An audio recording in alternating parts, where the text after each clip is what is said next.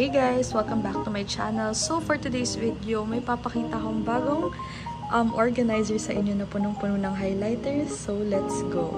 But before that, itour ko muna kayo dito. So nag-iba na yung placement niya. Dito sa harap, merong Zayar na highlighters, Stadler. We have Starry Effect, Sharpie, Schneider, and ganyan pa rin. Same pa rin yung nasa taas. And then dito naman yung mga ball pens like M&G, G-Tech, Faber-Castell, Monami pens, Pilot, and Sarasa pens. Ayan. Then sa pinakataas, nandun yung mga markers like Sharpie, Artline, and other brush pens. Ayan. So, ganyan yung tsura niya. And then, ito na ang bagong collection natin na nakalagay dyan sa organizer na yan. So, this is a very detailed video dito sa organizer na to. Okay, so start tayo sa taas. We have our alcohol markers. And then, dito, nilagay ko yung mga books, notebooks. And then, dito yung mga cute stuff. Diba? And then, here we have yung mga, pins, clips. Ito yung correction tapes, staplers. And then, electric eraser, we have calculators, and then dito nakalagay yung stabilo. So, once na dumami pa yung stabilo ko, ibabalik ko siya dito. Pero, dahil kasya pa siya dyan muna, and then, hindi ko alam ba't nandito to, pero merong popsicle highlighter dyan. We have Faber-Castell. Ito yung bago ng Faber-Castell, yung may mga ganito. Always stay strong. Ayan. Complete set.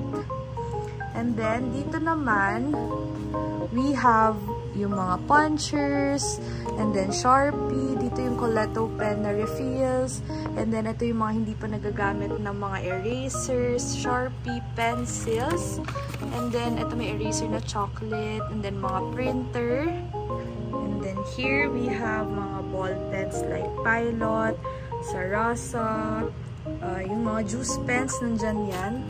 Sayang wala pang ilaw, pero ayan, meron din tayong mga pastel. So, dito yung mga ball pen, and then mga highlighters to. So, this one, puro highlighters lang din. Also, this, may mild liner pa kung di nabubuksan. And then, dito naman sa ilalim, mga ball pens ulit, and mga journal kits. We have our mini highlighters here.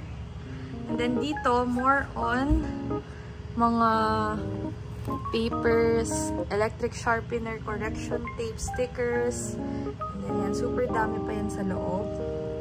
And then here we have our deco marker, and then mga Sharpie, Hi-Tune, mga markers, and then dito highlighters and acrylic marker, and then dito sa likod mga marker from Montmart, Hi-Tune, Crayola, Write-Tech, ayan. And then we have here our Monami highlighter. Next is this one. Sabi ko na ba to? Ayan, yung mga journal kits din to.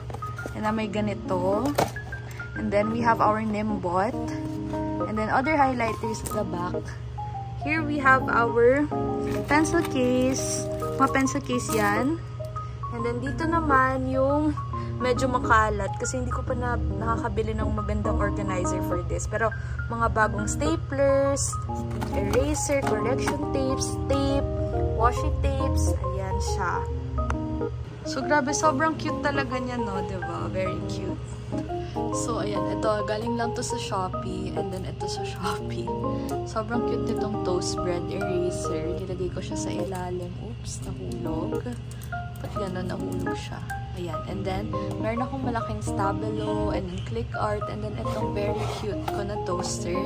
Ang tawag dito is Toast It. So, may toaster, and then this one is paper siya. Kaya yun yung maganda dito. Ayun, balik natin siyang ganyan. This one, I recently got this sa National Bookstore. 3 for 88 siya. So, 3 packs for 88 pesos. And ang daming available na highlighters doon. Kaya pumunta na kayo sa National para makapili kayo. And ayan. Ganda niya. And then, nakita ko to sa collection ko, yung mild liner. Hindi ko alam na may ganito pala ako kasi meron ako dito na mild liner, which is eto. And then, meron pa palang ganito. If you love glittery highlighters, you can get this cameo shell sa, saan ba to? Nakalimutan ko yung pangalan ng stationery shop, pero sa Shopee lang din to. And finally, meron na rin akong Pilot na Petite. So, ang dami nag-a-ask sa akin kasi if meron ba daw ako nitong Pilot Petite pen. So, meron na ako. All colors yan. So, 8 colors lang yung available sa kanila. And this one set is 738 pesos.